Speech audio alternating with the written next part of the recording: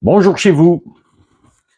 Si vous avez déjà visionné certaines de mes vidéos, vous avez pu remarquer que je sème presque exclusivement en pépinière, sauf pour les carottes, où l'essai n'a pas été concluant parce que les carottes ne parvenaient pas à s'enfoncer très fort dans le sol.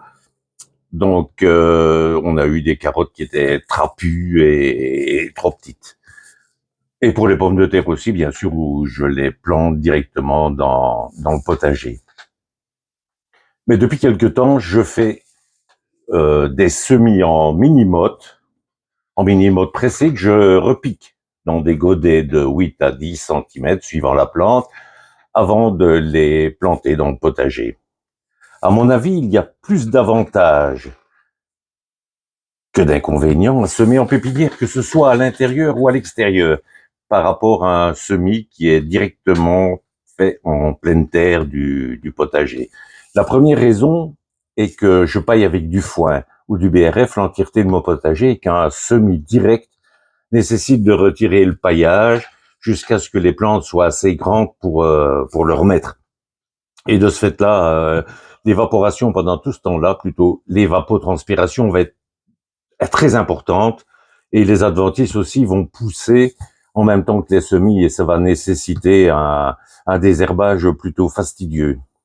On a un meilleur contrôle des conditions de croissance en utilisant une pépinière. Vous avez un contrôle plus précis sur les conditions de croissance qui sont de 3 unités. Vous avez la température, l'humidité et la lumière. Et ça peut accélérer la germination et la croissance initiale de vos légumes. La saison de culture est prolongée également. Quand on commence les semis en pépinière, on peut démarrer plus tôt dans la saison, car les conditions extérieures pourraient être encore défavorables avec du gel au sol, et ça vous permet d'allonger la période de croissance des plantes et d'obtenir une récolte qui sera plus précoce. C'est aussi important en automne, parce qu'il y a encore beaucoup de légumes dans le potager, pas assez de place pour semer des cultures d'automne et d'hiver. En les semant en pépinière, cela permet de ne pas prendre de retard et risquer de perdre la possibilité de cultiver tel ou tel légume, vu qu'on sera trop tard dans la saison pour encore les installer. C'est également une protection contre les intempéries et contre les ravageurs. Les jeunes plants en pépinière sont mieux protégés contre les intempéries, le vent, les pluies trop fortes et aussi contre les attaques des ravageurs qui peuvent être aussi bien des insectes, des atises, que que des chats par exemple qui vont venir faire leurs besoins dans votre potager en remuant tous vos semis. On peut aussi contrôler l'exposition aux maladies vu qu'on évite de semer dans des sols qui sont potentiellement contaminés par une ou l'autre maladie. Ça permet aussi une meilleure gestion des semis, car en pépinière, on a un meilleur contrôle sur l'espacement entre les plantes et la densité des semis. Cela permet aux plantes de se développer initialement sans compétition excessive pour les ressources. On peut aussi mieux distribuer, quand les plantes se trouvent en godet, on peut mieux distribuer les engrais naturels tels que le purin de consoude ou le purin d'ortie.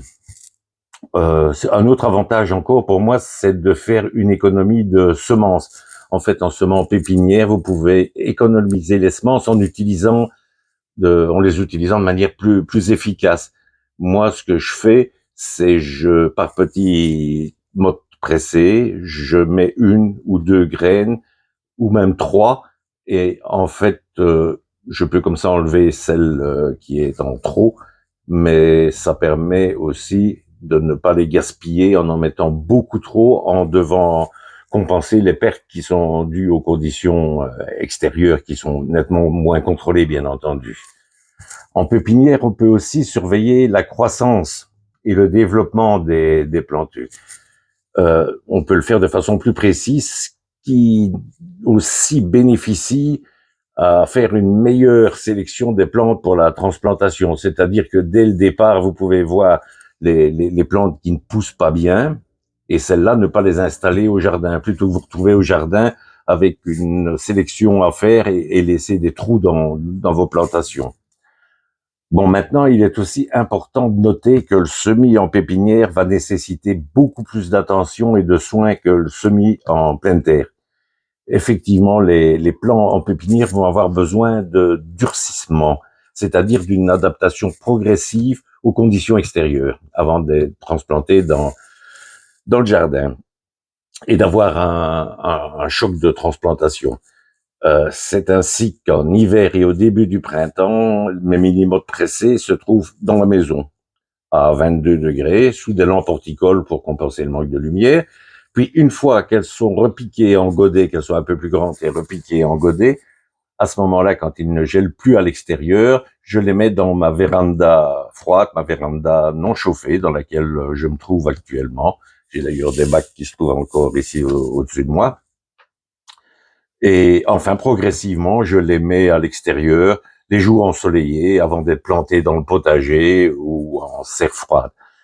Et pour un potager comme le mien de 160 mètres carrés, où je fais 2 cultures successives dans la saison, ça demande énormément de temps.